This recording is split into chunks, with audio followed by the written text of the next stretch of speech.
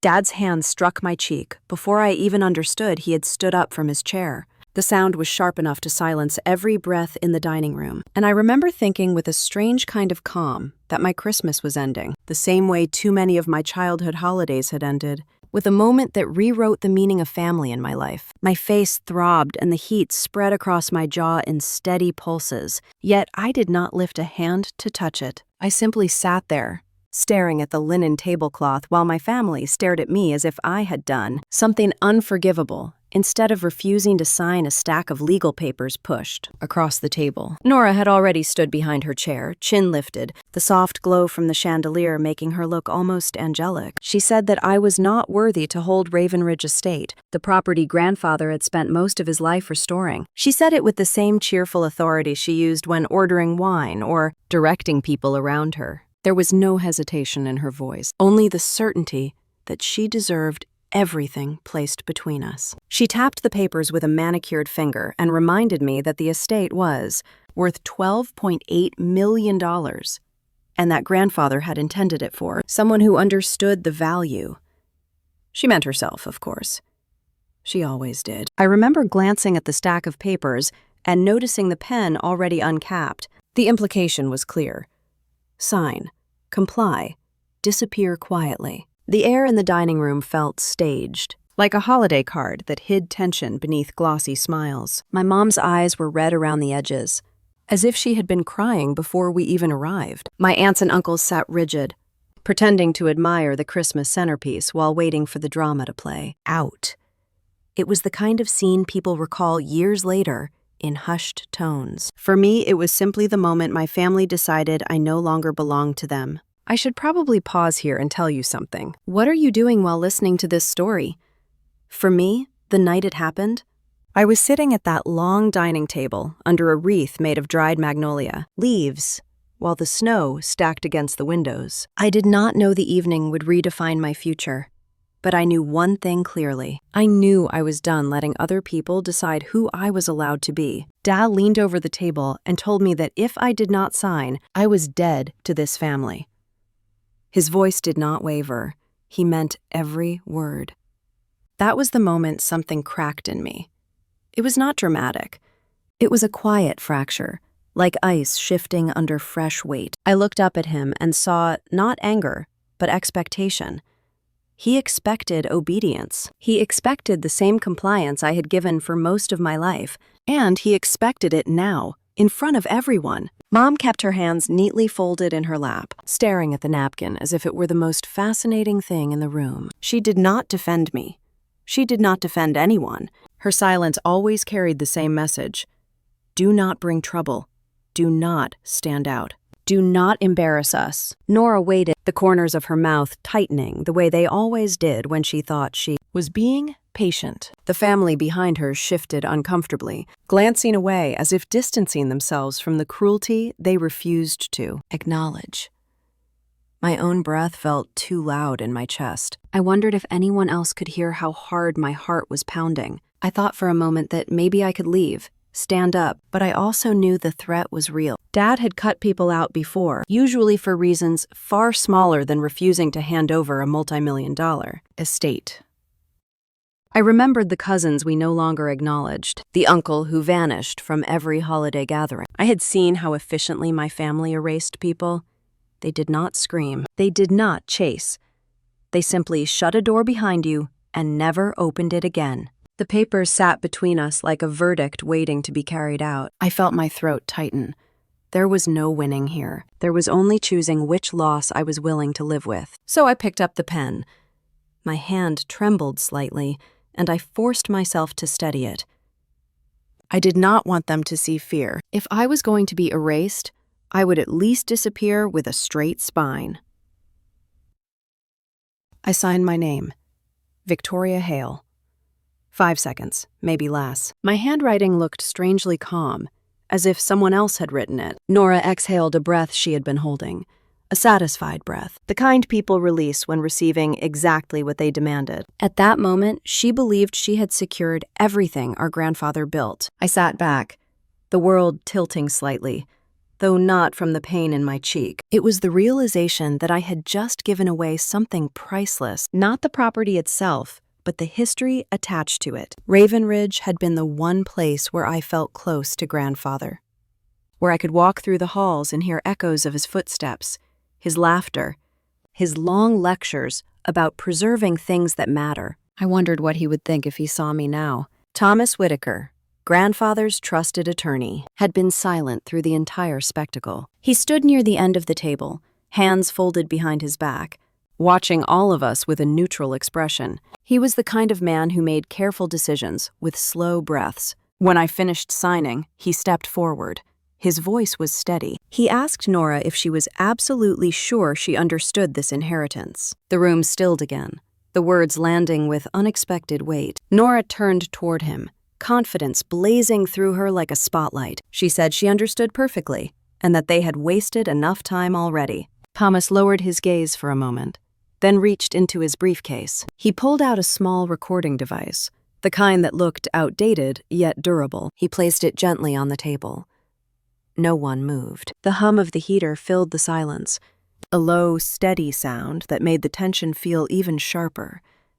He pressed the button. The recording crackled for a second, then grandfather's voice filled the room. The voice I had not heard in more than a year. A warm, commanding voice that always made me pause. It washed over me like a memory. Something inside me tightened. The dining room around us felt smaller, as if drawn inward by the gravity of his words. Grandfather began speaking about Raven Ridge, about responsibility, about intention. His tone was firm, layered with meaning that I could not yet decipher. He spoke as if he knew this exact moment would arrive, as if he understood how the family would behave without him. The words echoed off the polished wood and glass, each syllable drawing us deeper into something none of us were prepared for. I watched Nora's expression shift, only slightly, but enough to reveal something close to uncertainty. Dad's shoulders tensed. Mom's eyes darted toward the recorder, then toward the exit, as if she wanted to flee the weight of whatever was coming. I did not know yet what grandfather had planned.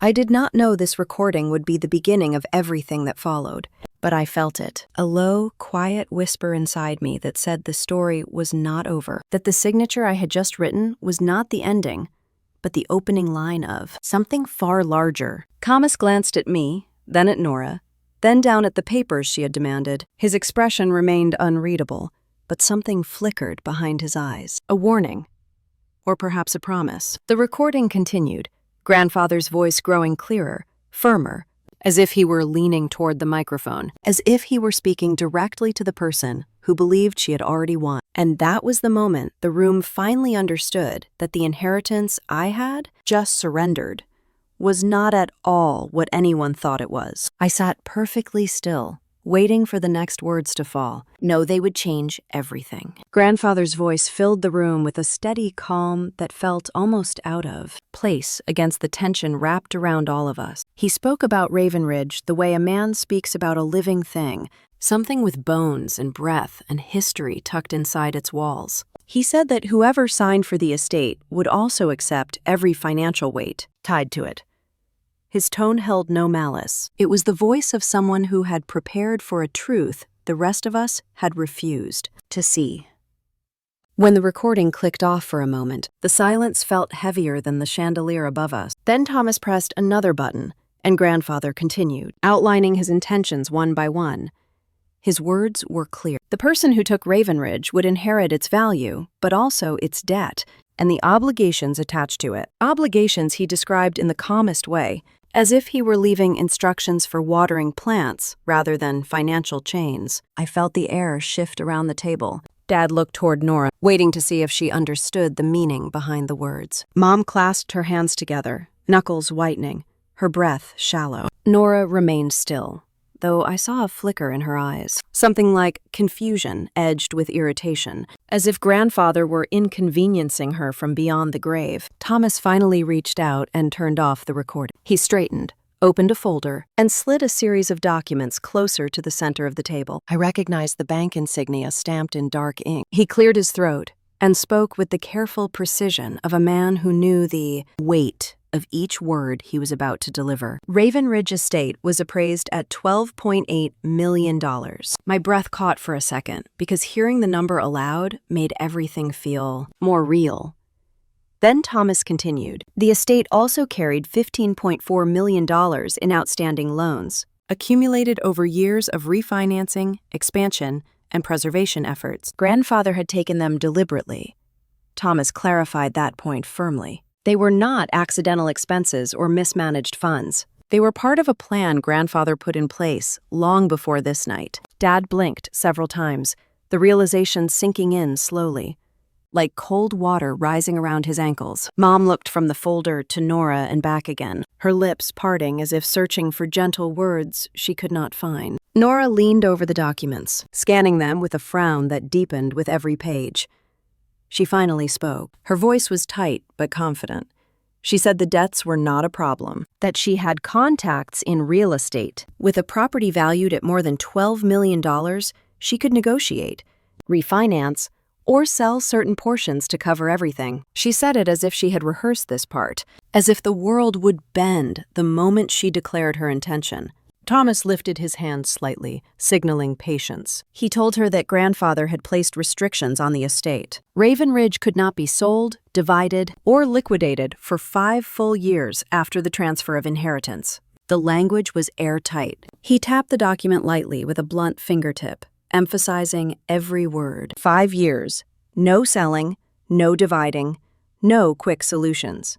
I felt the shift in the air again. Sharper this time. A mix of fear and disbelief flared in the room. Dad muttered something under his breath.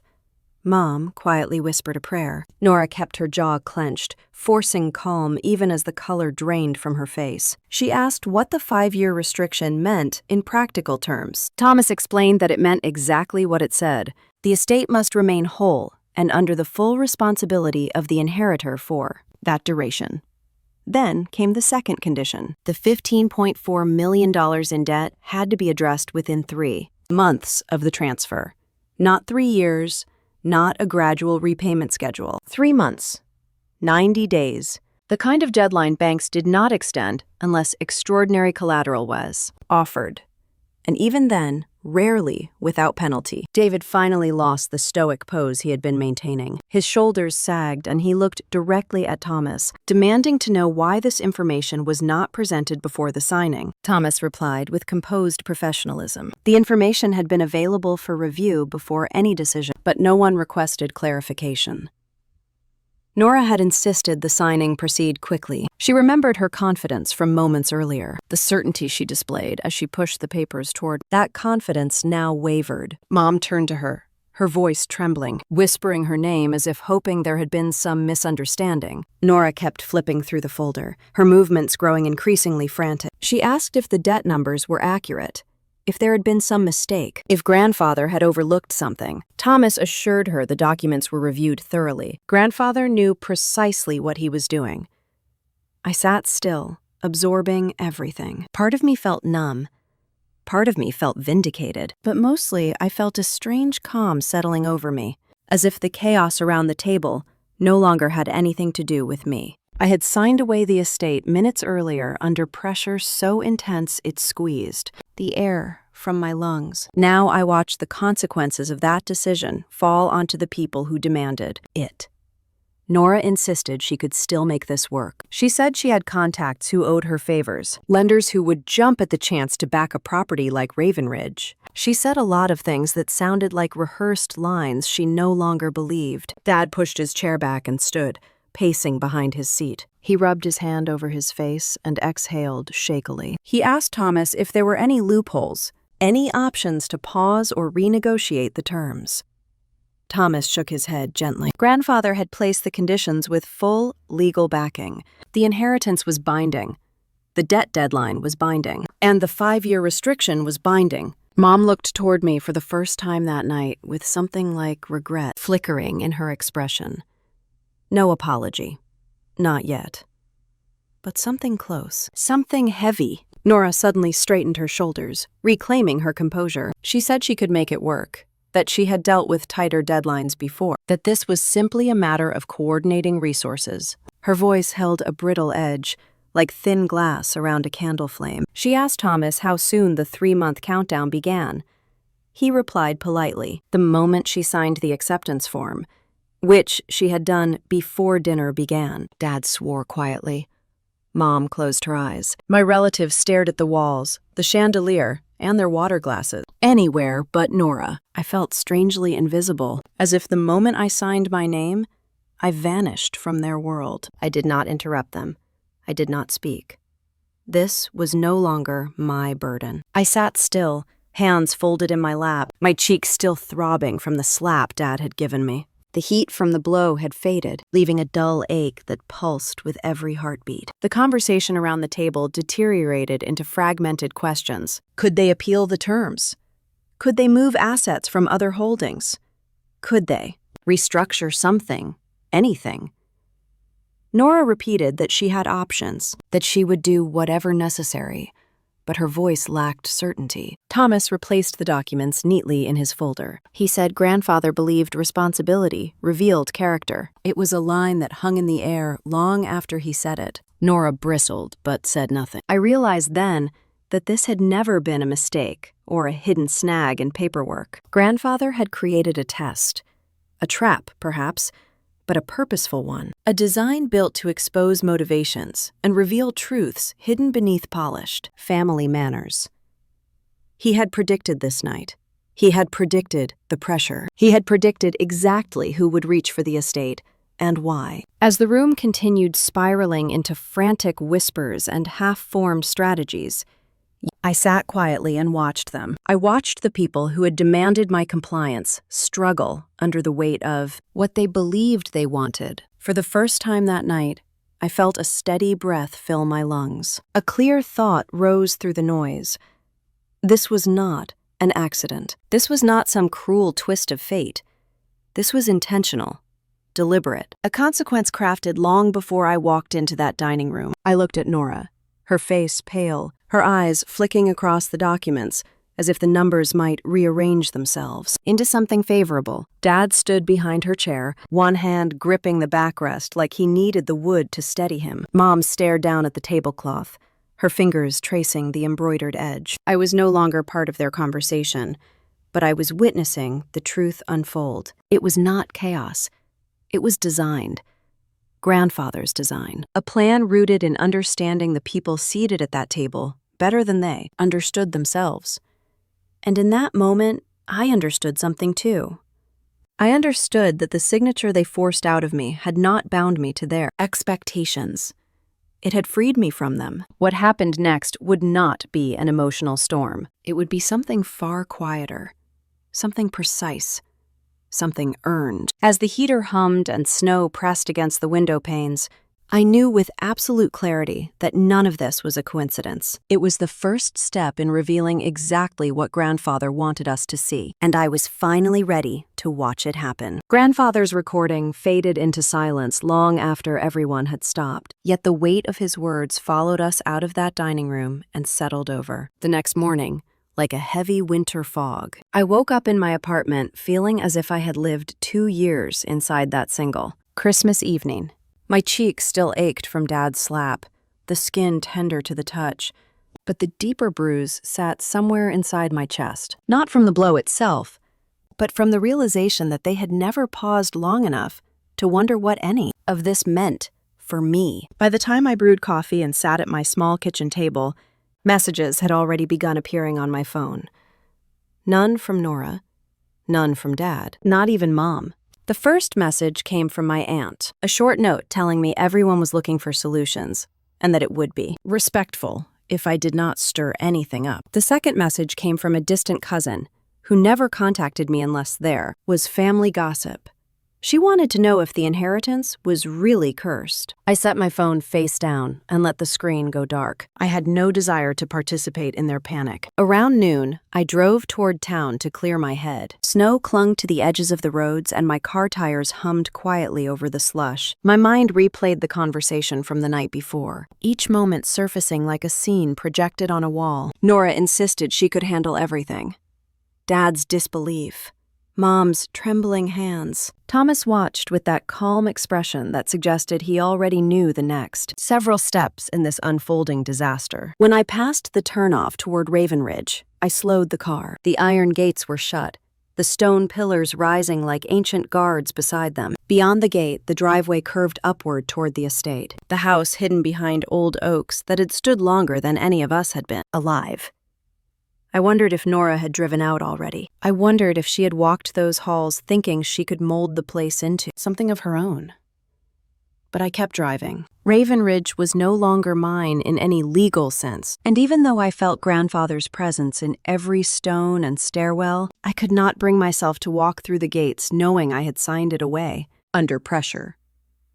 2 days passed before the real storm began. Nora called a family meeting at the old Hale residence, insisting that everyone attend. I went only because part of me needed to see the truth unfold with my own eyes, not through fragmented messages and assumptions. When I walked in, Dad was on the phone pacing the length of the living room while Mom whispered frantically with my aunt near the fireplace. The room smelled of burnt coffee and stress. Nora was standing by the window with her laptop open on the desk. She did not look at me when I came in. Instead, she pointed at the screen and spoke to Dad in a crisp, clipped tone. She said she had spoken to 3 financial contacts who believed they could find a buyer for the estate despite the restrictions. Dad stopped pacing long enough to stare at her as if she had spoken in a foreign language.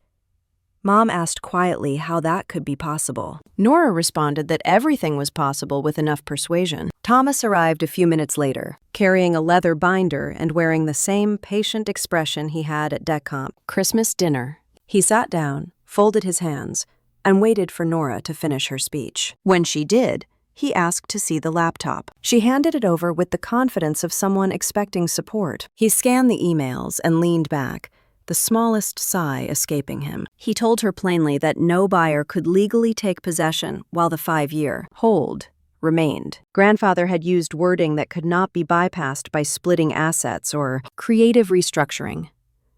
The property had to stay whole. There were no exceptions. If she attempted to sell it anyway, she could be held liable for inheritance fraud. Her options were limited to refinancing with equally strict guidelines or securing a private loan large enough to cover $15.4 million within 3 months. Dad sank onto the couch and rubbed his forehead. Mom whispered her daughter's name again, a fragile plea for reason. Nora pressed her lips together and told Thomas that the contacts she had spoken with disagreed. Thomas replied that grandfather had anticipated someone believing they could outsmart the legal structure. He opened the binder and handed her a document outlining the penalties written into the trust. Her confidence cracked. It did not shatter, not yet, but a hairline fracture appeared right down the center. I watched it happen and felt a strange mixture of sadness and something I refused to name aloud. She had wanted Raven Ridge because she believed having it proved she was superior. Now she was discovering that responsibility weighed more than entitlement. After Thomas left, Dad resumed pacing. His voice rose with each step. He asked how the family could be expected to come up with such an absurd amount in such a short time. Mom tried to soothe him, but her tremor gave her away. Nora sat perfectly still, staring at the numbers she could not bend with sheer willpower. The next week became a blur of frantic calls and late-night meetings. I received updates only because my extended family treated me like an outsider who still needed to be kept informed enough not to cause trouble. My aunt called to tell me Nora had contacted several private lenders. My uncle sent a vague message saying the family was handling things. A cousin whispered that Dad had driven across state lines to meet with a potential investor who ended up laughing when he realized the restrictions. I watched all of this from a distance, sitting on the balcony of my apartment in the evenings with a blanket around my way, shoulders and the cold air settling deep into my lungs. I felt like a ghost, not quite removed, not quite included, somewhere between witness and exile. 3 days later, I ran into Evan Porter outside a cafe downtown. He worked for the bank handling part of grandfather's loans, and had always been professional and polite in a way that made you feel seen without being spoken over. He recognized me immediately and nodded. He asked how I was doing in that careful tone people use when they know your family is unraveling in public. I told him I was managing. He hesitated before asking if my family understood the full terms. I told him they were learning. He nodded again and said the 3-month deadline was firm. No exceptions. No extensions. Grandfather had structured everything deliberately, and the bank intended to honor his design. When I asked him what that meant for Nora, he paused before answering. He said that unless she secured the funds quickly, she would face legal action and potential forfeiture of the estate's assets, not forfeiture of ownership, since the property could not be taken by the bank due to the restrictions, but forfeiture of equity and damage to her personal credit standing. He said grandfather had essentially created a legal puzzle with no quick exit. It was brilliant, he said quietly, and ruthless. I walked away from that conversation feeling oddly steadier. It confirmed what I sensed from the start. Grandfather's plan was not cruel. It was revealing. He wanted the truth to surface. He wanted to know who cared for the estate and who cared only for control. As the second week unfolded, Nora's confidence began to erode visibly. She started arriving late to family meetings, her hair unbrushed, her voice sharp. Dad spoke louder, as if volume alone could loosen the financial knots closing around them. Mom cooked constantly, filling the kitchen with soups and baked bread, a habit she used whenever she felt helpless. I stayed away, not because I was indifferent, but because I knew my presence only deepened their resentment. They had pushed me out so easily. Reaching back from me now would require acknowledging their mistake, and none of them were prepared to do that yet. Then, near the end of the second week, a formal envelope arrived at my apartment. It was from the bank, addressed to Nora, but forwarded by mistake. I should have ignored it, but my curiosity overpowered my manners. Inside was a notice outlining the remaining timeline. 9 weeks remained to secure $15.4 million. Failure to comply would result in severe financial consequences.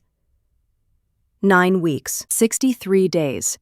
A number that suddenly felt both enormous and impossibly small. I drove to my parents' house that evening, unsure why. Maybe part of me wanted to see their faces as reality tightened around them. Maybe I wanted to understand how they were handling the truth of the situation. When I stepped into the foyer, I heard voices from the dining room. David was saying that they needed to sell something, anything. Mom said they could not sell parts of the estate because of the restrictions. Nora was silent until she finally said they would figure it out, that they always had.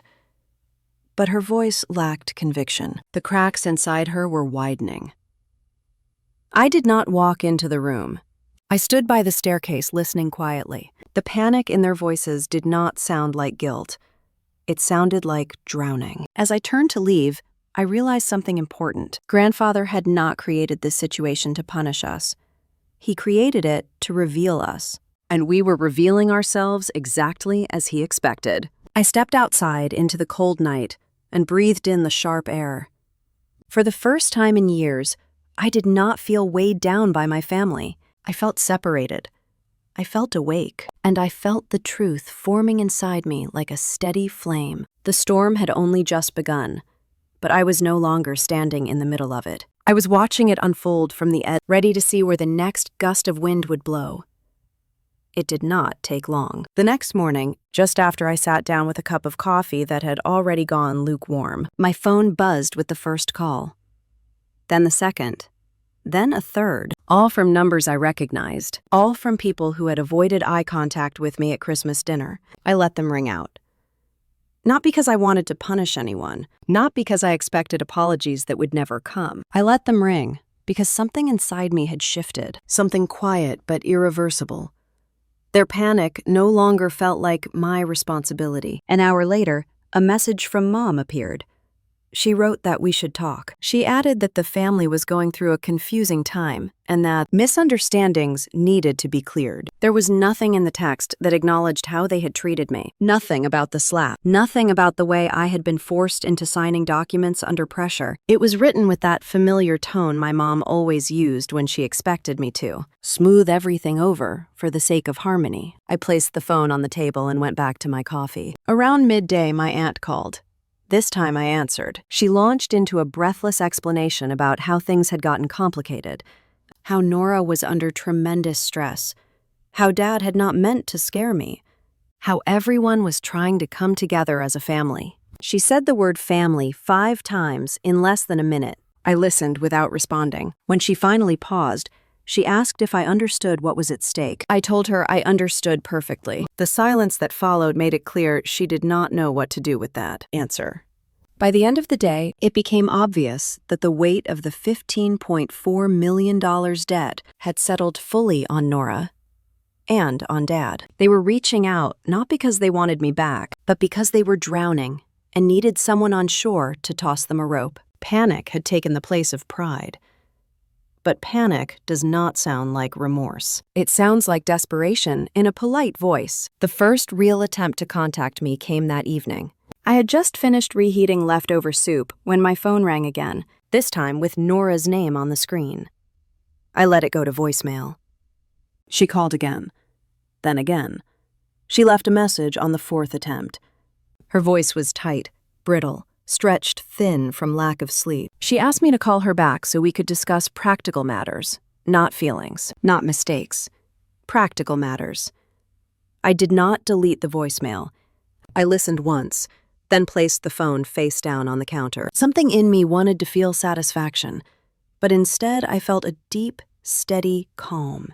The next morning, I woke to find 3 more messages from her. One insisting that we needed to talk, one asking if I had seen the debt timeline, and one saying that grandfather would not have wanted the family to fall apart. I made oatmeal and read them without any urgency. The sky outside was gray, the kind that settles low and presses on your shoulders. I watched the steam rise from my bowl and thought about my grandfather's words. Responsibility revealed character. He had said that in the recording, and I understood him now more clearly than ever. Around lunch, Mom called. I hesitated before answering, because even after everything, she was still my mom. Her voice trembled as she asked how I was.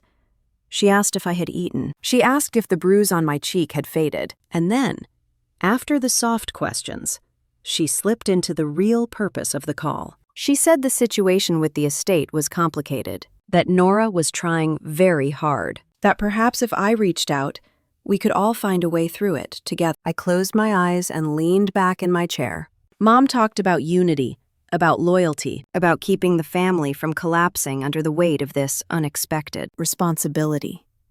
She did not ask how it felt to be erased. She did not ask how it felt to sign under threat. She did not ask how I was really doing. Her voice wavered, not with guilt, but with fear. Fear of what losing money would mean. Fear of losing the polished image she worked so hard to maintain. I asked her one question. I asked if anyone was calling because they were worried about me or because they needed something from me. She hesitated for too long. That was my answer. I told her I needed time to think, then ended the call gently. For the first time in years, I felt no guilt for choosing myself. That afternoon, I drove to a small cafe downtown to clear my head. The air smelled like roasted coffee beans and cinnamon, and the warm hum of conversation filled the space. I sat at a corner table and watched snow drift slowly across the street. My mind wandered back to the financial documents Thomas had shown us, the legal restrictions, the looming deadlines. I realized I needed to understand everything thoroughly before I responded to my family in any way. I opened my laptop and began reading through the portions of the inheritance contract that were accessible to me. Everything grandfather built into it was meticulous. He had accounted for every possible loophole. Setting was impossible for 5 full years. Bonjour against the property required collateral Nora did not have. The debt had to be resolved in 90 days. The bank would not bend. Kevin Porter had confirmed it. By the time I closed my laptop, I knew that my family was not just panicking. They were cornered. Truly cornered. The kind of corner that forces people to reveal exactly who they are. The next day, Nora appeared at my apartment building without warning. My buzzer rang repeatedly until I answered. She asked me to come down in a tone that sounded like she was trying to hold a mask in place. I considered ignoring her, but curiosity nudged me. When I stepped outside, her car was idling by the curb, exhaust blowing softly into the cold air. Nora stood beside it, arms crossed tightly across her chest. Her eyes were red, her expression strained. She looked at me the way someone looks at a locked door they need to open quickly. She said we needed to talk, and asked if I could sit in the car so we would not freeze. I sat beside her, the heater blowing warm air toward our feet. She inhaled deeply before speaking. She said things had gotten complicated. She said the lenders were hesitant. She said some promised to call back, but never did. She said the bank had been firm about the deadline. She said she needed my help. Not an apology, not an acknowledgement. A request. I listened quietly. She kept explaining, her words falling faster and faster, stacking on top of each other like shaky blocks. She asked if I understood what would happen if she failed to resolve the debt. She asked if I wanted the family to suffer. She asked if grandfather had truly meant to burden her like this. I finally asked her what she wanted from me. She paused, and for a second I saw fear flash across her face. She said that since I had been close to grandfather, I might know some way to negotiate with the bank or locate resources he had set aside. She said we needed to work together as sisters, that the family needed unity. Sisters. The word did not sting the way it used to. It felt hollow and familiar, like an old song I no longer believed in. I asked her why she thought I owed her anything after how I had been treated. She blinked. She said it was not the time to dwell on past misunderstandings. Past misunderstandings. That was how she described the night Dad slapped me and told me I was dead to them. I told her I needed clarity before I agreed to anything. I asked her to outline the debt timeline, the restrictions, the total sum needed, and the resources she still had available. She stiffened, surprised I was speaking in practical terms. She said she would send me everything she had. She dropped me off without another word. That evening, 3 documents arrived in my inbox. One from the bank, one from the estate attorney, and one compiled by Nora. I read every word carefully. The same story appeared each time. $15.4 million due in less than 3 months. No selling, no dividing, no escape routes.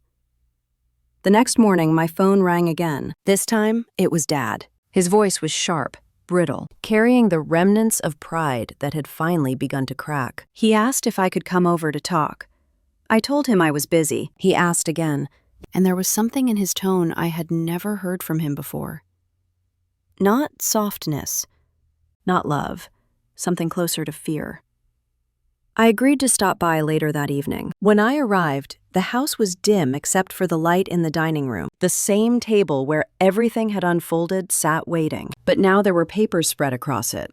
Financial charts, handwritten notes, loan statements, a calculator resting near the edge, like a small white flag of surrender. Dad looked older than I remembered. Shoulders slumped, hair uncombed. Mom stood behind him, wringing her hands. Nora sat with her elbows on the table, staring at a piece of paper as if she could make the numbers shrink. God started speaking immediately. He talked about the family legacy, about responsibility, about how he wished things had gone differently. He still did not apologize. He said that sometimes people needed to put differences aside when the situation called for unity. Unity. Another familiar word with no weight behind it. I listened to all of them. The sadness, the fear, the rising desperation. I listened until their voices blended into the same dull hum of expectation they had always used with me. But this time, the expectation no longer landed. When they finally ran out of words, when their eyes settled on me as if I were the hinge on which the entire house now rested, I took a long breath and let it out slowly. I looked directly at Nora, then at Dad, then at Mom. My voice was steady when I spoke. If I take it back, it will not be for free. The words seemed to sit in the air longer than I intended, like a slow ripple spreading across still water. Nora blinked first. Dad's jaw tightened. Mom's fingers froze mid-twist in the fabric of her sweater. No one spoke for a full 10 seconds. I counted them in my head, not out of impatience, but because the silence revealed more truth than anything they had said to me in years. Dad finally exhaled through his nose, a short, sharp sound. He asked what I meant, though we both knew he understood perfectly well. Nora leaned forward, elbows pressing into the table, eyes narrowing as if she were assessing a potential threat. Mom whispered my name, a soft warning, the same tone she used when I was a child and she wanted me to stop embarrassing the family. I kept my voice even. I told them that if I were to take back Raven Ridge and relieve Nora of the $15.4 million deadline she had inherited, I would need compensation. $200,000. Paid in full upon transfer. The reaction was immediate and explosive. Dad slammed his palm on the table, rattling the papers and causing the calculator to jump. He said it was outrageous. He said I was taking advantage of a difficult situation. He said the family did not demand ransom from each other. That one word cut deeper than he realized. Family. If I had been family 2 weeks earlier, none of this would have happened. Nora's voice rose next. She accused me of cruelty, of opportunism, of being petty. She said I should want to help because it was the right thing to do, that grandfather would want us to stick together. She said my request was manipulative. I let her finish. Then I calmly reminded her that she had forced me to sign away the estate under threat. David turned toward me quickly, as if surprised to hear the truth spoken out loud. He opened his mouth but closed it again when I held his gaze. Mom looked down, her breath shaking. I repeated my terms. $200,000. No negotiation. No payment plan. Immediate transfer upon legal reassignment. Dad began pacing, running a hand through his thinning hair. He muttered that the family did not have that kind of liquid cash. Mom asked if I could reconsider. Nora said she would not be extorted by me. Their words collided with each other, bouncing around the room, blending into a familiar rhythm of outrage and deflection. I waited until the noise died down, then said I was offering them an escape from a situation they could not handle. Without my involvement, the debt timeline would swallow them whole. They knew it. I knew it. Even the walls of that house felt like they knew it. Finally, Nora asked what assurance she had that I would not simply walk away after receiving the money. I almost laughed. I told her that the transfer would take place at the attorney's office under full documentation. She would get her escape. I would get what I needed to cover the legal and structural costs that would fall onto me once Ravenridge was back under my responsibility. Dad stopped pacing. Mom stopped fidgeting. Nora stared at the polished wood of the dining table. She knew I had placed the only real option on the table. It was not kindness they sought. It was survival. I gave them until morning to decide and walked out. That night, I slept deeply for the first time in weeks. There was a certain peace that came with knowing you had finally drawn a boundary that should have existed long before. When I woke, there was a single message from Nora. She wrote that we would meet at Thomas Whitaker's office at 2 p.m. I arrived early. Thomas greeted me with a nod and a faint warmth in his eyes, the kind that said he understood more than he let on. His office was quiet, with wide windows overlooking the modest downtown area. He prepared the paperwork with calm precision. When Dad, Mom, and Nora arrived, their faces showed the toll of sleepless nights and relentless fear. His eyes were bloodshot.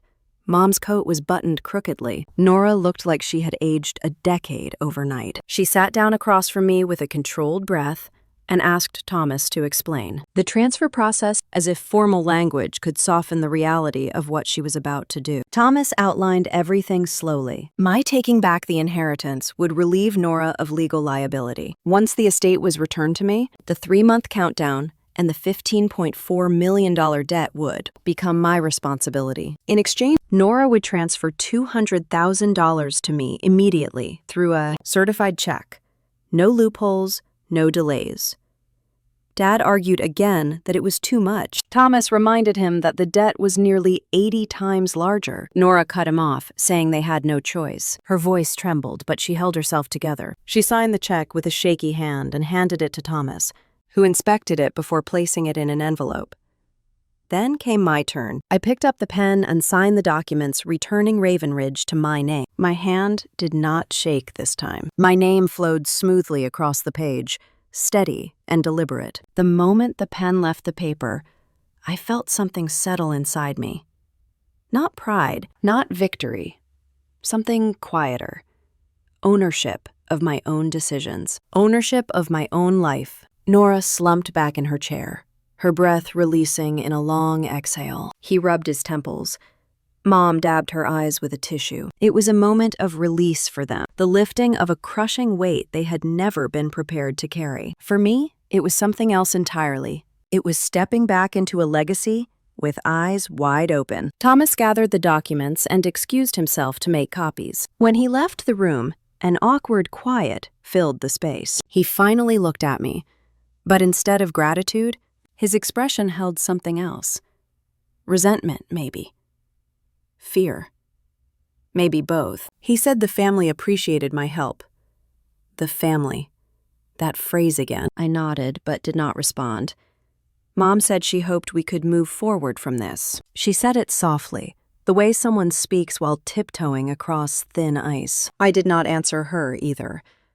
Nora stood slowly, smoothing her jacket. She tried to meet my eyes, but hers darted away at the last second. She said thank you, though the words sounded stiff, more like protocol than emotion. She left the office without waiting for a response. He and Mom followed her out, their footsteps echoing down the hallway. Their silhouettes looked smaller than I remembered, blurred against the frosted glass as the winter light filtered through. When the door finally closed behind them, I sat there for a moment and let the silence fold around me. There was no victory in the air, no triumph, just a strange emptiness that felt almost clean, like a field after a storm. Thomas returned with the paperwork neatly clipped. He placed it in front of me and said everything was filed. The estate was legally mine again. His voice held a note of respect that had not been there before. Or maybe I had been too clouded to hear it earlier. He asked if I was certain about taking on all that debt.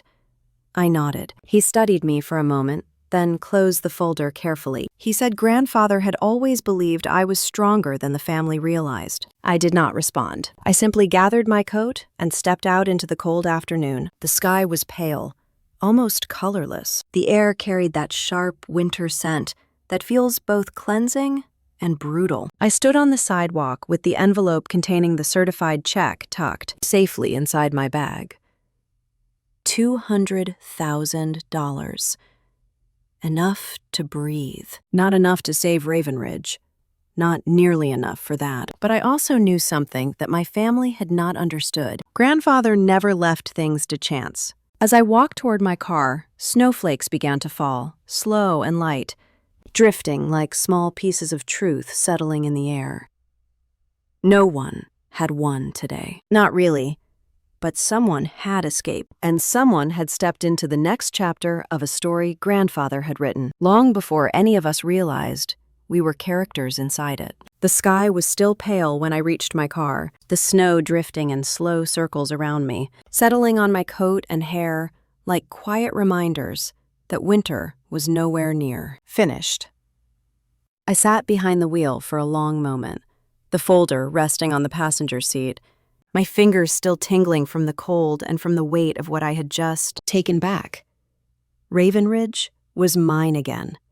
The debt was mine again. The responsibility was mine again. But this time, I had walked toward it with my eyes open instead of being shoved into it blind. The drive to the estate took almost an hour. The trees lining the road were heavy with frost, their branches bending slightly, forming a tunnel of white that seemed to usher me toward something I had no choice but to face.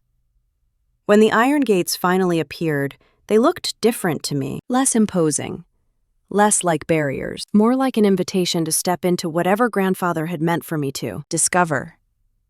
I used the old key card grandfather had given me years earlier when I was still visiting the estate on weekends. The gates opened slowly, as if stretching after a long winter nap. The driveway wound upward in a familiar curve, leading toward the stone exterior of the main house, its tall windows dark against the gray morning. When I stepped out of the car, the cold hit me with a sharp sting, but it also cleared my mind. The air felt clean in a way I had not experienced in weeks. Carrying the folder and the envelope with the $200,000 check, I walked toward the front door. The house greeted me with the faint scent of cedar and old books, the same scent I remembered from childhood visits when grandfather would sit in his study reading while I traced the patterns in the carpet. I closed the door behind me and stood in the foyer, letting the warmth settle into my skin. It felt like stepping into a memory and a challenge at the same time. I had been in the house for less than 10 minutes when I heard footsteps approaching. Slow, deliberate, familiar.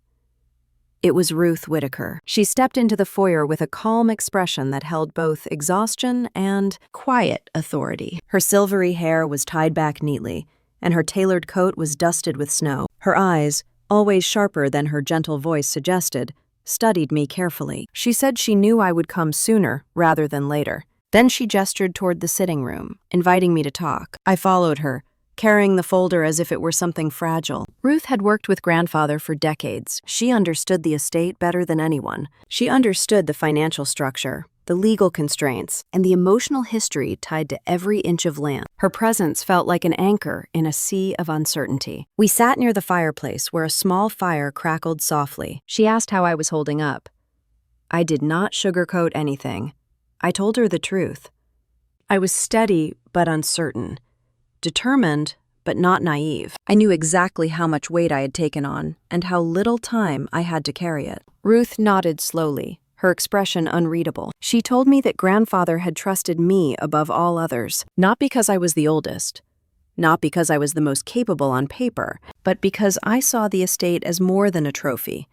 I saw it as a responsibility. Her words struck a part of me I had been trying to ignore, the part that still missed him every day. When I asked her if grandfather had left me any way out, her gaze softened. She said he left guidance, not shortcuts, wisdom, not loopholes. He wanted Ravenridge to survive, not be sold off to the highest bidder. And he wanted the person who inherited it to prove that they cared enough to weather the storm. I let out a slow breath and told her about the $200,000, about my decision to take the estate back, about the debt looming over everything. Her face remained calm, but I noticed the faint tightening of her jaw. She understood exactly how serious the situation was. Ruth led me through the estate for the next several hours. She showed me which parts of the property needed urgent repairs, which contracts needed renewal, which sections of the land had tax exemptions attached. She moved with quiet precision, her notes organized in a leather binder she had likely assembled long before Nora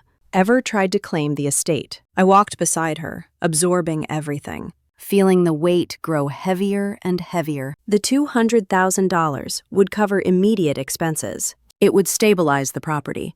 But it was nothing compared to what I still owed. $15.4 million was not a debt you could simply outmaneuver with. Careful planning. By late afternoon, we stepped outside to inspect the west fields. The land stretched out in long, rolling hills, covered with snow, the fence lines blurred by wind. Ruth paused beside an old wooden post and told me something I had not expected to hear. Weeks before grandfather died, he had spoken about the possibility of selling a portion of the property, if absolutely necessary. Not to divide the estate, but to keep the rest alive. It was a contingency he never wanted executed, but it existed in his private notes. My stomach tightened. The Westfields were the least historically significant part of Ravenridge, and they bordered state land, making them attractive to developers. Suddenly, them would give me cash flow. It would buy me time. For the first time since stepping back into Ravenridge, I felt temptation. Ruth must have noticed because she said quietly that the decision was mine now. Grandfather had never put it in writing. And if I sold even a corner of the property without documented justification, the trust conditions could collapse. The bank could intervene. The 5-year restriction could be considered violated. I stared out across the snow-covered fields, imagining bulldozers cutting into the earth, developers drawing blueprints, houses where the horses once roamed free. The offer had not even been made yet, but I could feel its weight pressing against my resolve. She asked me if I wanted to see what my grandfather wrote about that possibility. I nodded, though part of me already feared the answer. We walked back to the house, and she brought out a small notebook with grandfather's handwriting inside. His words were steady, deliberate. He wrote that selling land should never be the first solution. He wrote that preservation required discipline. He wrote that Ravenridge had survived wars, losses, droughts, and years of neglect. Its strength was its wholeness. He ended with a simple line that pulled something tight inside my chest. If she chooses to carry this legacy, she must trust it will carry her back. He meant me. He had written that months before he died. I closed the notebook slowly. The decision was made the moment I read those words. I would not sell the land. Not even a corner of it, even if I needed the money desperately, even if the easiest option stared me right in the face. Ruth nodded approvingly, as if she had already known my answer. As evening settled, I sat at the old wooden desk in grandfather's study, the same desk where he wrote letters in his careful script. I spread out the documents, the debt timeline, the repair estimates, the maintenance costs. I added the $200,000 to a new budget sheet. The estate could survive the next 8 weeks if I made strict decisions, but unless something changed, unless there was a path I had not found yet, the debt deadline would come like a closing fist. Still, I felt no panic, only determination. I spent the next several days in constant motion, meeting contractors, reviewing old invoices, sorting through grandfather's correspondence, setting up repair schedules, speaking with Evan Porter at the bank to confirm compliance. Each task grounded me further into the reality of the estate. There was no softness in any of it. No room for hesitation. Some nights, I slept at the estate in the old guest room. Other nights, I returned to my apartment and collapsed on the couch, with exhaustion settling into my bones. Each morning, I returned to Raven Ridge with a sense of purpose I had never felt in my old life. Mom called several times, her messages filled with tentative concern. David left one voicemail saying he hoped things were going smoothly. Nora sent a single text asking if the transfer was complete. I answered none of them. They had made their choices. I was finally making mine. 2 months passed faster than I expected. The bank sent periodic reminders of the approaching deadline. Each notice arrived like a quiet knock on a door, not threatening, but firm. With 4 weeks left, I stood in the main hall of Raven Ridge, watching the late afternoon sun filter through the tall windows, streaking across the stone floor in long beams of gold. The weight of the debt pressed against me, heavy but not suffocating. I placed my hand on the banister of the staircase and breathed in the scent of cedar and old paper. I spoke softly into the empty hall, not expecting an answer. I am not giving up. The deadline loomed close. The uncertainty stretched out before me like a long shadow. But I did not waver. If grandfather had trusted me enough to build this path, then I would trust myself enough to walk it. Whatever came next, I would face it standing. That was the thought echoing in my chest the morning snow began to fall again. Just 3 days before the 90-day deadline. The estate was quiet in that expectant way winter has, as if holding its breath. The air outside was cold enough to sting my lungs, but inside, the house felt warm, steady, almost alert. I had grown used to waking early, checking repair progress, reviewing account statements, reading grandfather's old notes until the ink blurred under my tired eyes. The quiet did not frighten me anymore. It felt like a companion, a witness. I was walking down the main staircase when my phone buzzed in my pocket. It was a message from Thomas Whitaker, asking if I could meet him at his office later that afternoon. The message was brief, no explanation, no tone I could read into, just a request. I stared at the screen for several seconds before replying yes. It was unusual for Thomas to ask for a private meeting. Every discussion up to this point had been formal, scheduled, and tied directly to estate logistics. But something in his message felt different. Not urgent exactly, more purposeful. I spent the morning continuing the usual rounds. I checked the pipes in the east wing. I reviewed the final invoices for roof repair. I sat at the oak desk in the study and stared at the numbers again, reminding myself that the debt was real and massive, but not impossible, as long as I kept moving. My hands no longer trembled when I held the financial statements. Fear had settled into something calmer, something that tasted almost like resilience. Around 1, I grabbed my coat and drove into town. The roads were slick, but manageable, the snow falling in thin sheets across the windshield. Thomas's office sat in a small, converted Victorian building near the courthouse, its red brick walls standing firm against the winter. When I stepped inside, the receptionist greeted me with a polite smile and guided me to his office. He was already waiting, standing near the window with his hands clasped behind his back. Papers were arranged on his desk in a precise, deliberate way, as if he had been preparing for this conversation for days. He smiled faintly when he saw me and gestured for me to sit. His expression was calm, but there was something different in his eyes, something that made me straighten a little in my chair. He began by asking how I was holding up. His tone was softer than usual, not unprofessional, but steadier, more personal. I told him I was managing, that the estate was stable enough for now, that the deadline was close, but I was not panicking. He nodded thoughtfully. studying my face for a moment. Then he asked a question that pierced straight through the quiet. "Did you ever intend to profit from this place?" The room felt suddenly still. The noise from outside faded. Even the hum of the heater seemed to lower. His question carried no accusation, no implication.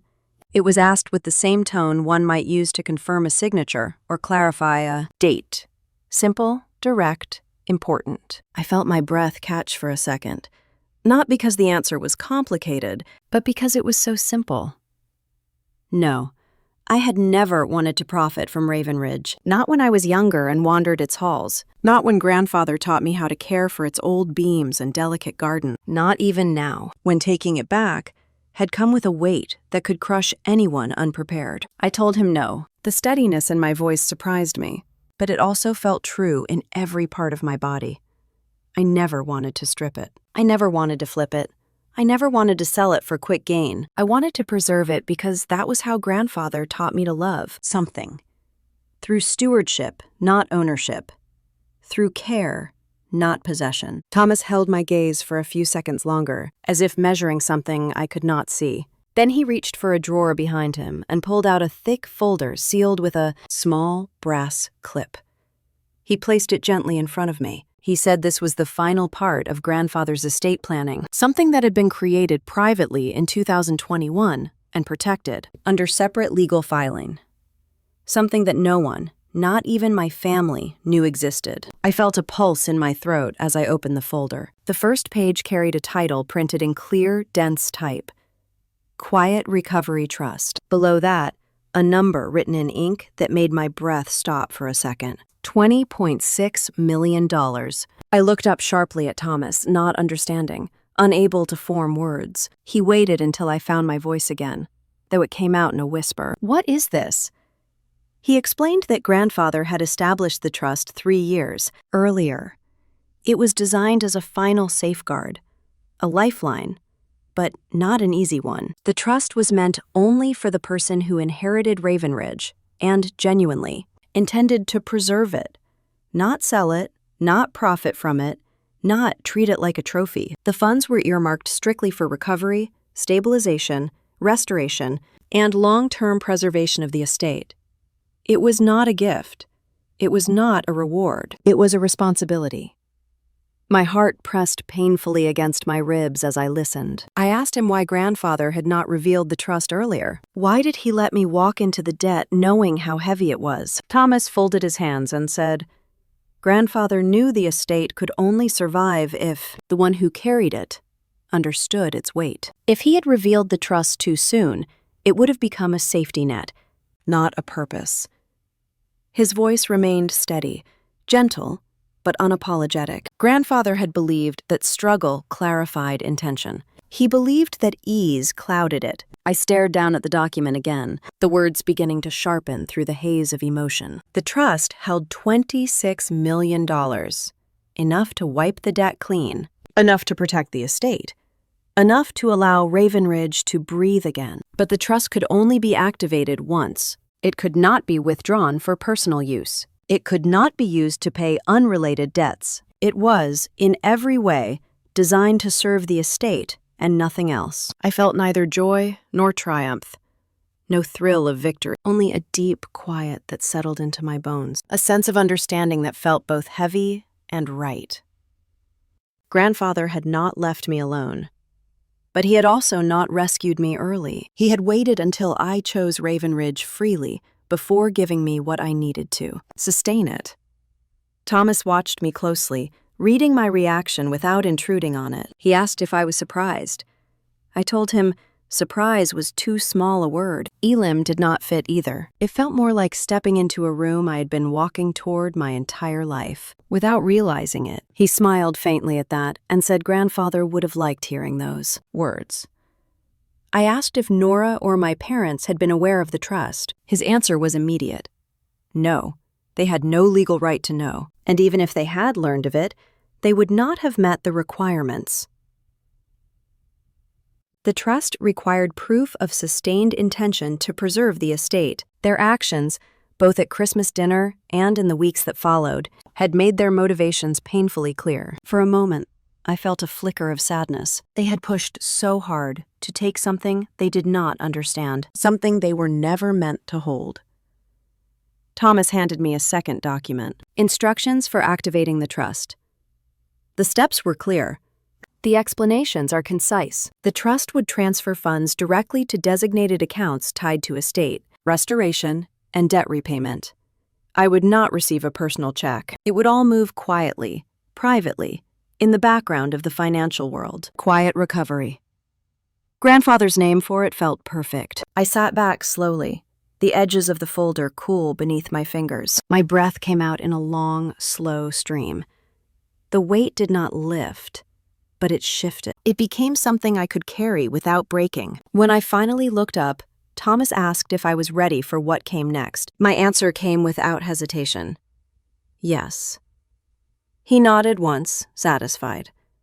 Then he said something I would remember long after leaving his office. He said that legacy is not about what we receive, but about what we choose to protect. When I stepped outside, the snow had begun to fall harder, phlegm landing on my coat and melting into small, dark circles. The cold wind brushed against my face, but I did not pull my collar up. I stood in the quiet street for a long moment, letting the winter air settle into me.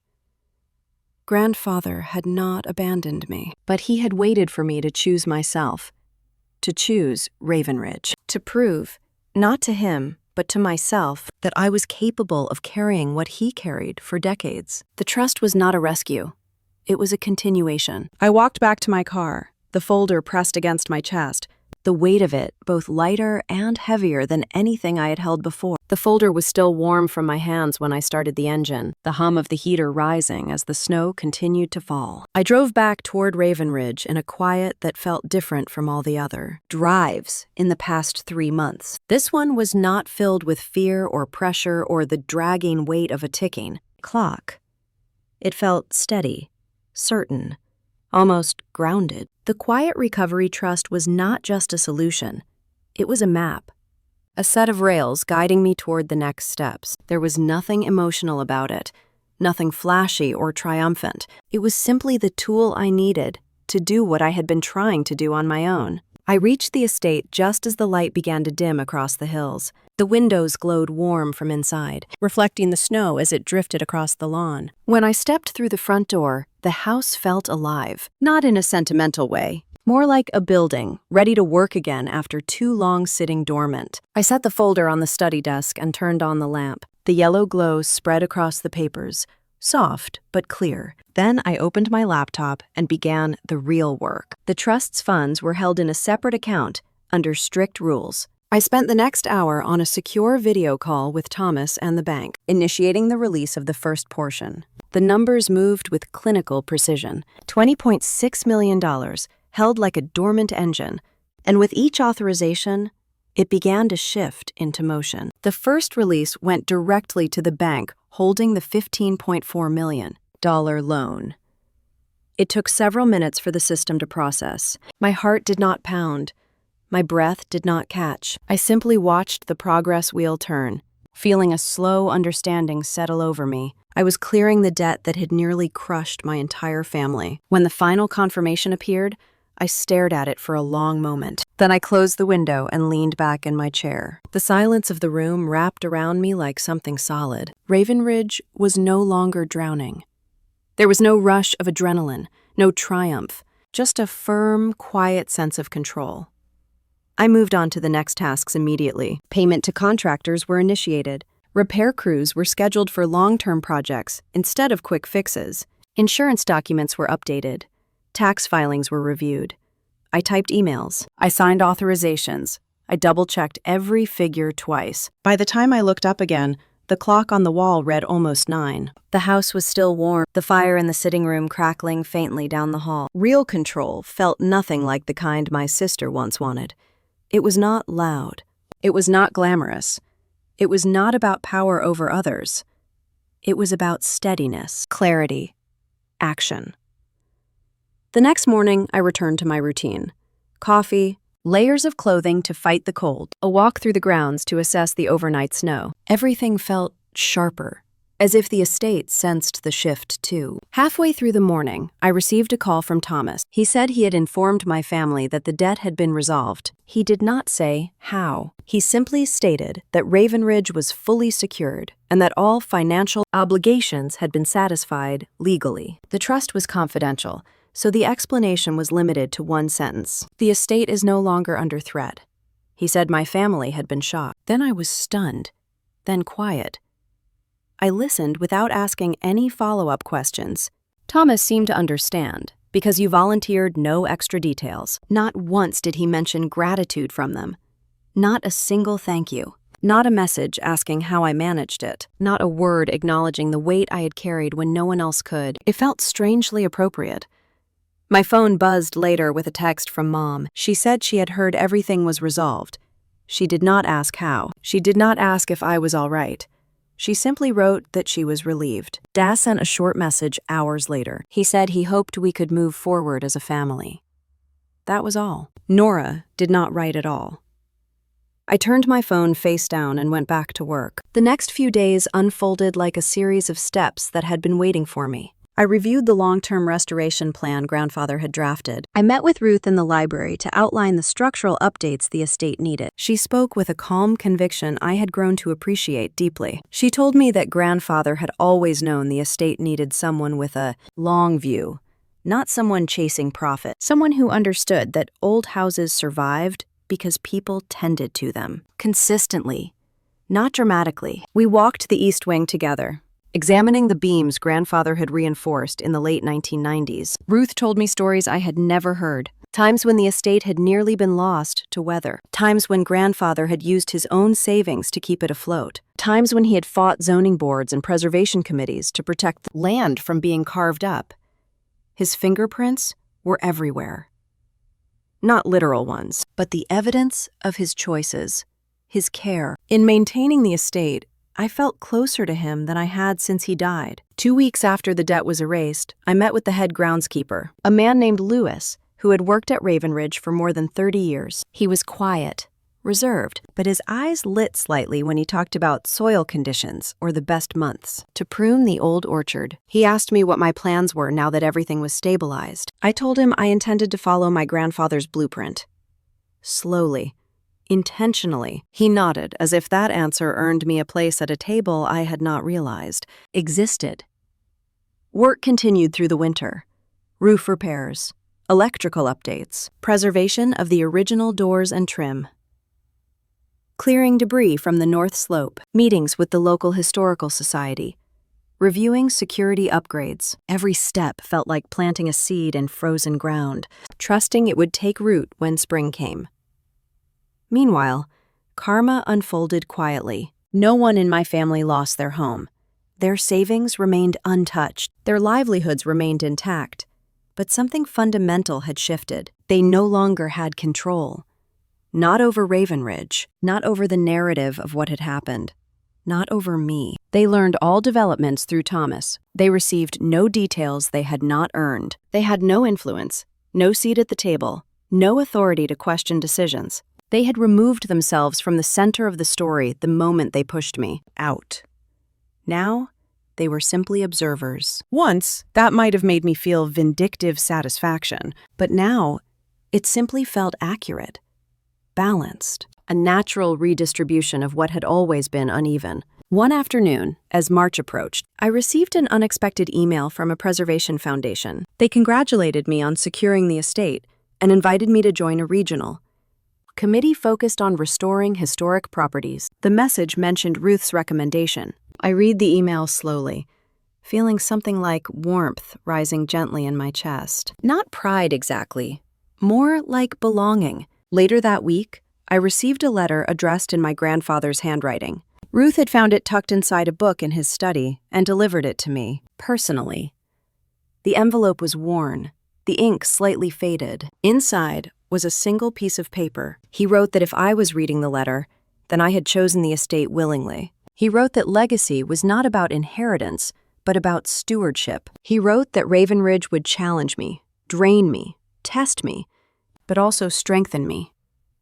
And he wrote one final line that made my throat tighten. I always knew you would be the one to understand what it meant to keep this place alive. I folded the letter carefully and placed it inside the desk drawer where he once kept his journals.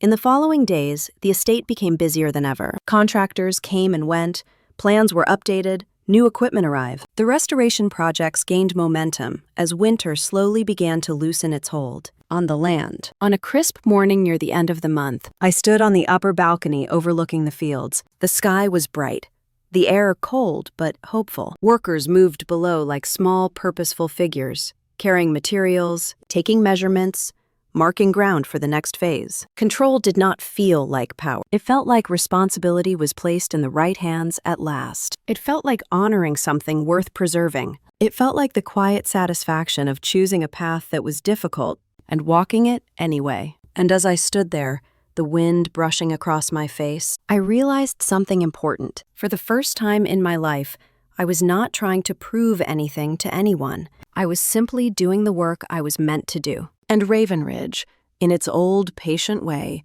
seemed to breathe with me. Snow still clung to the edges of the balcony rail when I stepped back inside the house that morning, letting the warmth wrap around me in a way that felt gentle but firm. Raven Ridge had become a rhythm, a grounding pulse, something that carried me without asking for more than steady hands and an honest heart.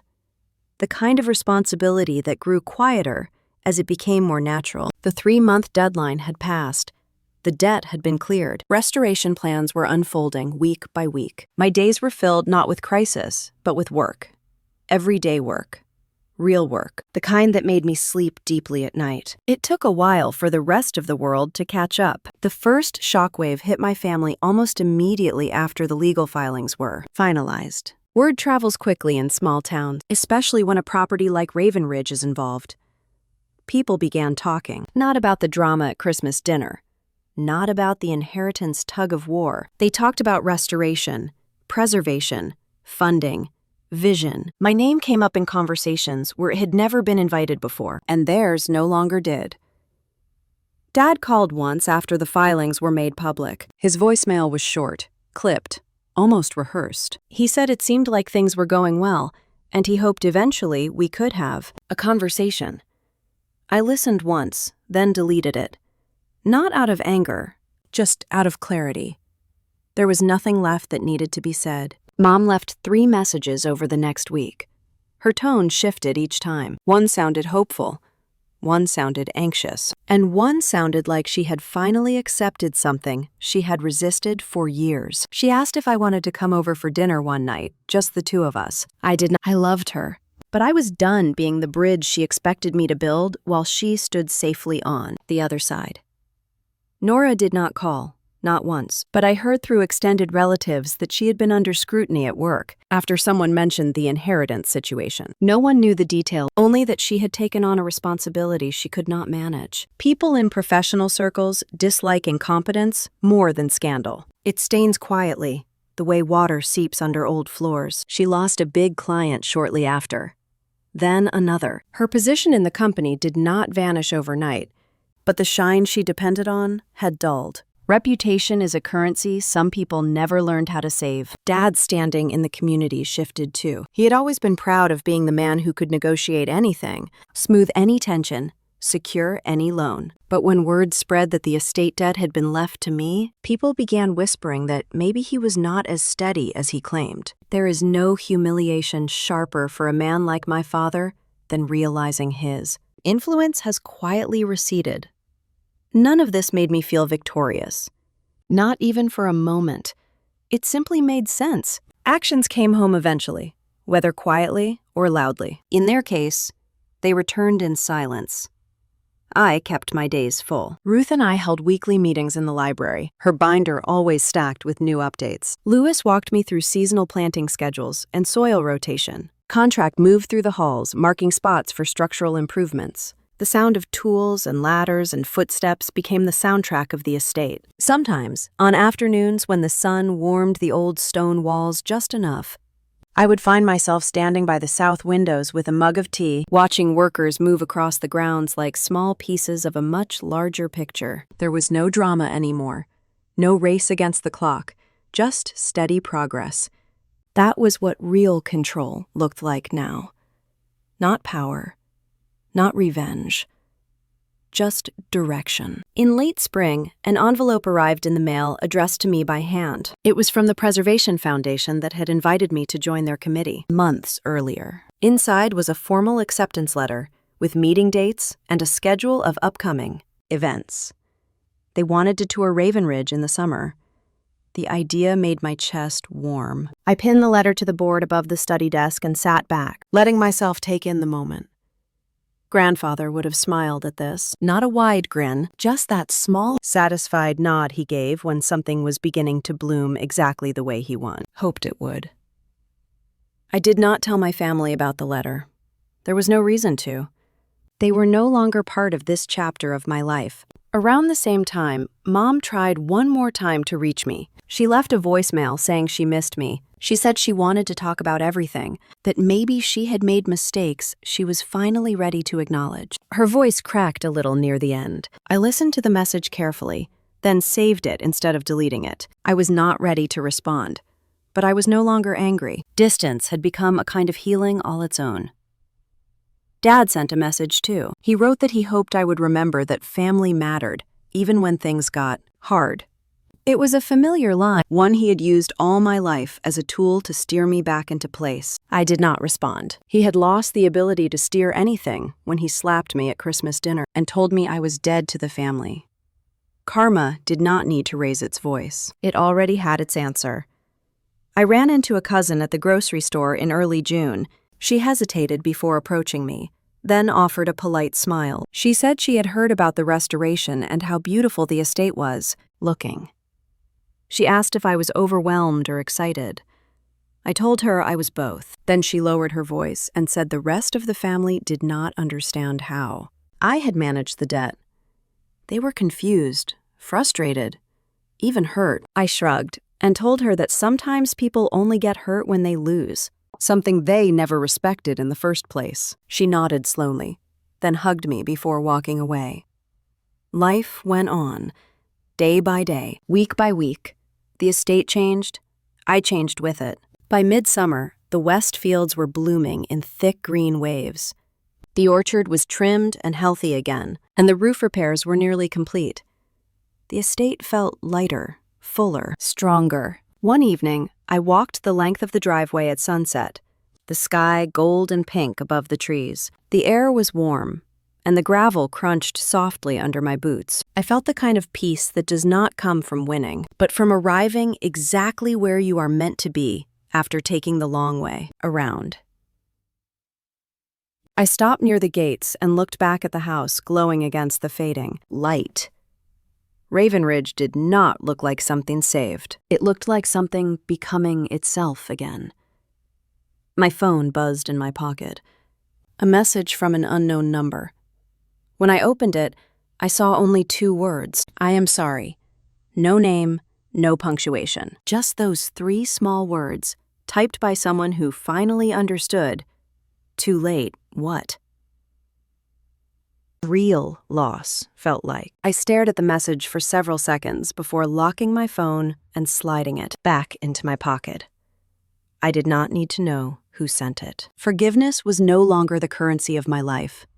Clarity was. Karma had never been about punishment. It had never been about watching someone fall or hurt or pay. Karma was simply the end of access, the quiet closing of a door that could have stayed open if someone had treated you with the care you deserved. My family had lost money. They had lost influence.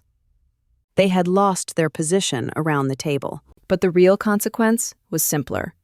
They no longer had a key to my life. As I walked back toward the house, the last light slipping behind the horizon, I realized something with a certainty I could feel deep in my bones. Karma does not need to raise its voice. It only needs to close a door and let the silence do the rest. I turned away from the fading horizon and walked back toward the house, the gravel crunching under my boots as the last colors of the sky dimmed into a soft blue-gray. Raven Ridge glowed behind the trees, warm and steady, its windows lit like watchful eyes. For a long moment, I stood there in the quiet, feeling completely present in a way I had not been for years. Not pulled in two directions, not fighting for ground that kept sliding out from under me. Just here. In control, whole. Inside, the air carried the familiar notes of cedar and old paper. I shrugged out of my coat and let it fall across the bench near the door. The restoration crews had finished for the day, leaving behind their organized chaos of tools and notes and half-completed work. The silence that followed them each evening felt like the house settling into itself again, like it was exhaling. I walked through the foyer slowly, my fingers brushing the banister polished by generations of hands. I had walked these halls as a child, tracing the floorboards with my fingertips, hoping someday I would be allowed to understand what made this place feel alive. It always felt like more than a house. Grandfather used to say that if a place holds enough truth, it becomes a kind of witness, a keeper of character. Now, for the first time, I felt like I belonged in the story it had been telling long before I arrived. I reached the study and switched on the lamp. The old oak desk glowed under the warm light, casting shadows across Grandfather's books stacked neatly along the wall. I pulled out a chair and sat down, letting the quiet stretch out in front of me. Papers lay arranged in tidy rows, plans for summer restoration, letters from preservation groups, schedules for the crew working on the north roof. Everything felt orderly, manageable, surprising. 3 months earlier, this desk had held nothing but fear. Now, it holds a future. I wasn't someone who cried easily, but a slow ache spread behind my ribs as I realized something simple and sharp. I had taken back the house, not the family, and for the first time, that felt like the right thing. The journey had not begun with bravery. It had begun with survival. A forced signature, a slap at a Christmas table, a moment of humiliation so sharp it carved a mark into the very center of me. But the person sitting at this desk now was not the same woman who had flinched beneath my father's hand. She was not the same woman who had been told she was unworthy. She was not the same woman who had signed away everything just to stop the shouting, long enough to breathe. I was someone who had stood back up, slowly, deliberately, and without permission. A soft knock pulled me from my thoughts. I turned toward the doorway, expecting Ruth or Louis, but the hallway remained empty. It must have been the house settling, or maybe just my mind trying to pull me into memories I had not yet fully faced. I leaned back in the chair and let my gaze drift toward the window. Outside, the moon was rising, bright enough to illuminate the front lawn. I could see faint tracks from where the crew had walked earlier that afternoon. Life leaves its marks in small ways. My phone buzzed beside me. I hesitated before picking it up. A single message flashed across the screen. It is strange how big this house looks from the road. There was no name, but I knew immediately who had sent it. My mother. Only she would choose a sentence like that, indirect and soft-edged. Not a plea. Not an invitation, just an observation weighted with things she was not yet ready to say. I set the phone down gently. No anger rose in me, no satisfaction. Just a quiet acceptance that some roads never meet again in the way they once did. Dad had stopped trying to call. The final voicemail he left weeks earlier had the strained tone of a man trying to rewrite the past without rewriting himself. He said he wished things had gone differently. Sometimes emotions get the better of people. That unity mattered.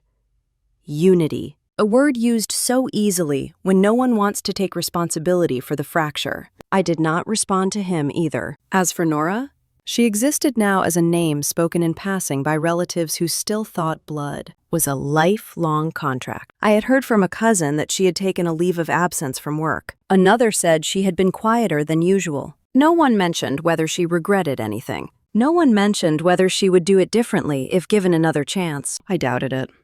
People like my sister lived inside their own version of truth. They shaped it around themselves like armor. And yet, I did not wish her harm. I did not want her to fail. I just did not want her anywhere near the parts of me she once tried to erase. My thoughts drifted back to Grandfather again, the man who had shaped this place with his hands and his stubborn hope, the man who had set the trap that revealed every character in our family clearly, brutally, without raising his voice. The man who had built the Quiet Recovery Trust, not as a rescue, but as a covenant. You must choose this place before it chooses you. That was what he had written. That was what he had meant. And I finally understood. I stood and walked to the window, resting my palm against the cool glass. The land stretched far into the distance, the shadows of the orchard reaching across the snow. It was not a perfect place. It had leaks and creaks and imperfections carved into its beams, but it carried the truth. It carried history. It carried a sense of integrity that no family conflict could destroy. Saving the estate had cost me the illusion that my family could be what I once said, needed them to be. But illusions are heavy things. Letting them go had made room for something truer. I turned away from the window and made my way through the hallways, checking lights, feeling the quiet warmth of the restored spaces. When I passed the portrait of my grandparents, I paused. Grandfather looked as he always did in photographs, stern with a hint of humor in his eyes. My grandmother beside him, softer at the edges, the balance he always spoke about. I whispered a thank you that no one else would hear. By the time I reached the front door, the house was still, except for the faint ticking of the old clock by the stairs. I sat on the bench and pulled on my boots, the leather creaking softly. For no reason at all, I felt the urge to step outside again, to feel the cold on my skin, to breathe in the night air. The moment I opened the door, the wind brushed across my face, sharp and clean. The driveway stretched ahead of me, disappearing into the dark. Somewhere in the distance, a barn owl called out, low and haunting. I walked a few steps into the snow and stopped. The world felt open, wide, quiet in a way that held possibility instead of emptiness. This was not a victory. It was a return, a reclaiming, a reminder that sometimes the price of peace is distance, that sometimes letting go of a family is the only way to keep yourself intact, that sometimes the truth does not repair anything, but it sets you free. I closed my eyes and let the cold settle against my skin, grounding me in a way nothing else could. When I walked back inside, I felt lighter, not healed completely, but no longer hurting in the same places. I turned off the last lamp in the entryway. The darkness settled in comfortably, like a blanket the house had worn for generations. As I climbed the stairs, my thoughts drifted to the people who would hear this story someday, the ones who had survived their own versions of Christmas tables and signatures, forced by fear, the ones who had been told they were unworthy, the ones who had learned to build a life from the pieces left behind. And when I reached the landing, I knew exactly how I wanted to end this chapter of my life. If you have ever been told you were too much